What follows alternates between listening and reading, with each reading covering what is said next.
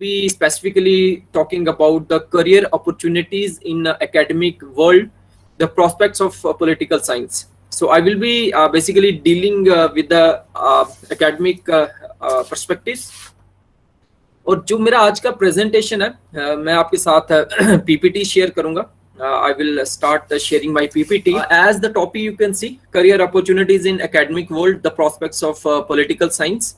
और जो political science में क्या प्रोस्पेक्ट्स हैं आफ्टर ग्रेजुएशन.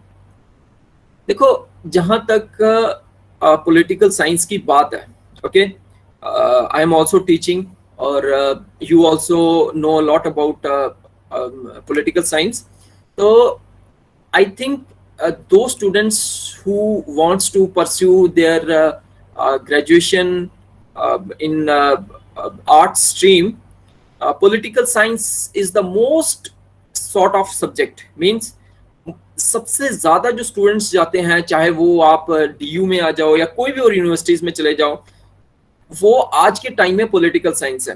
ओके, अब ये मैं क्यों कह रहा हूँ, क्योंकि मैं I am also in the admission committee, I am also doing admissions. तो हमारे कॉलेज में सबसे पहले जिस सब्जेक्ट की सबसे पहले सीट्स फुल हुई हैं, that is political science.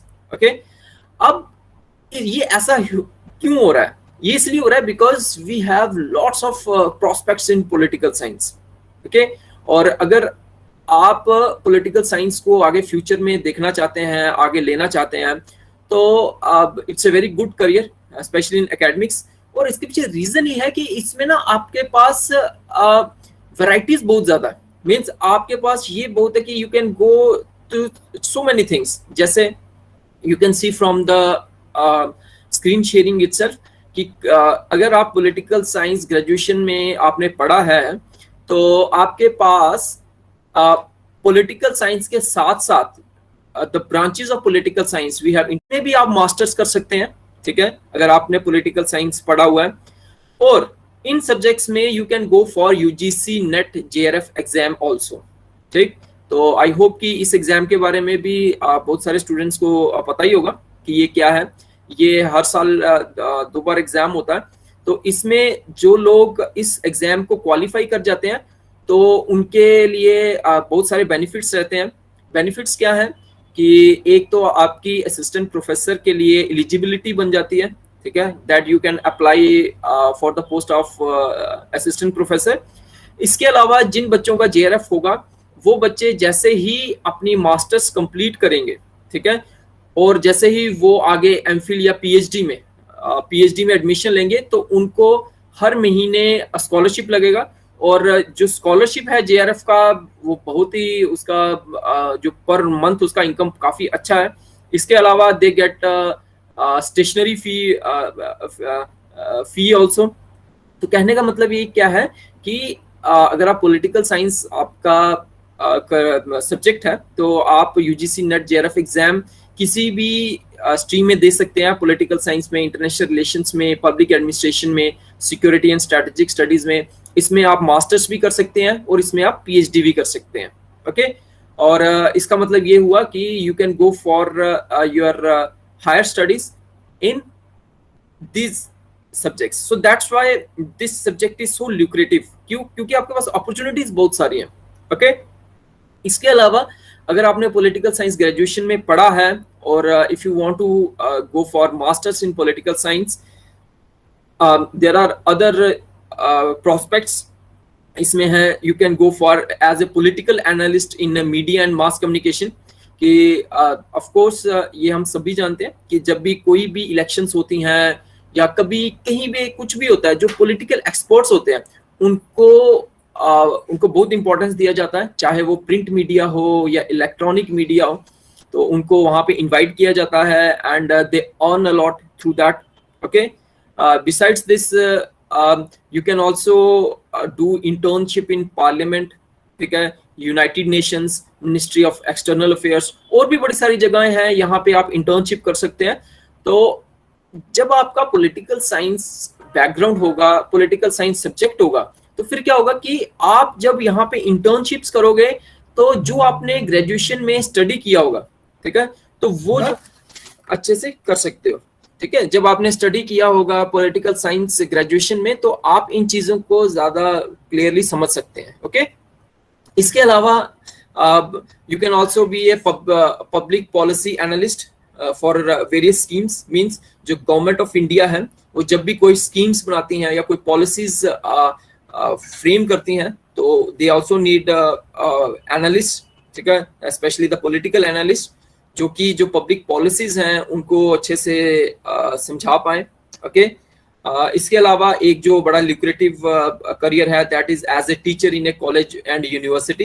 You can be a very good teacher in college and university.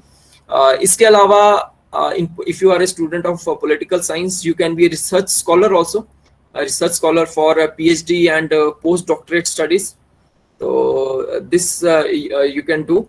इसके अलावा और क्या है prospects if you are a student of political science कि you can be research assistant also। ये मैं आपको बेसिकली ये बता रहा हूँ कि अगर आप ग्रेजुएशन कर जाते हैं और मास्टर्स में भी पॉलिटिकल साइंस पढ़ते हैं तो आपके पास क्या अपॉर्चुनिटीज फ्यूचर में हो सकती हैं। और जो मैं आपके सामने अभी स्क्रीन शेयर कर रहा हूं तो इफ यू आर इंटरेस्टेड, अगर आपको चीज लगती है you can take a screenshot also and you can keep it future के लिए कि आई कैन गो हेयर और वेयर एवर आपको इंटरेस्ट हो यू कैन गो। तो यहाँ पे you can see you can work as a research assistant also in various think tanks, जैसे we have we have IDSA, Manohar Parrikar Institute of Defense and Strategic Analyst, we have Institute of Peace and Conflict Studies, we have Observer Research Foundation, Indian Council of World Affairs and so on। मतलब कि बहुत सारी ऐसी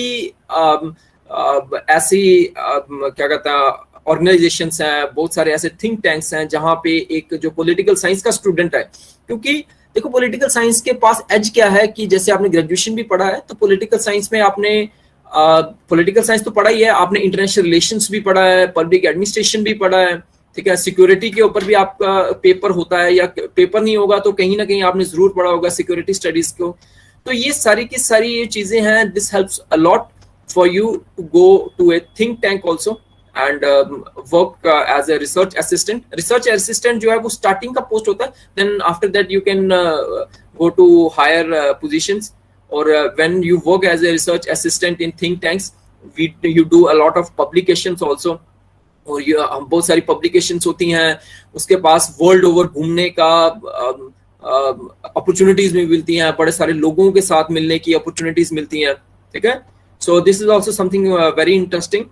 okay, इसके अलावा if you are a student of political science you can also go for law and judiciary. बहुत सारे students जो पॉलिटिकल साइंस पढ़ते हैं ग्रेजुएशन के बाद ये they choose the field of law and judiciary. क्यों? क्योंकि हमारे पॉलिटिकल साइंस में we have a paper called Indian government and politics. उसमें हम we study lot about the Indian politics, we study about the Indian government, we study about the Indian constitution. Okay, तो ये सारे का सारा जो है this makes students to pursue law और and following their completion of the studies they know a lot about they get into the study of the law and judiciary। और यहाँ पे ये भी चीज़ है कि they can go to the judicial services also if they continue in law। okay, इसके अलावा और क्या प्रोस्पेक्ट्स हैं अगर आप पॉलिटिकल साइंस को कंटिन्यू करें in academics? We can also work as a legislative assistant for MPs. बहुत सारे जो लोग हैं they are unaware of the fact कि जो बहुत सारे स्टूडेंट्स को शायद ये नहीं पता होता कि जो मेंबर्स ऑफ पार्लियामेंट हैं, ठीक है, या और इलेक्टिव रिप्रेजेंटेटिव्स हैं, चाहे वो एमएलएज हों, ठीक, वो असिस्टेंट्स को हायर करते हैं। और वो किसके लिए करते हैं? देखो ये भी आप सभी जानते हैं, हम सभी जानते हैं कि जो पॉलिटिशियंस होते हैं they have very less knowledge about the theory behind the politics।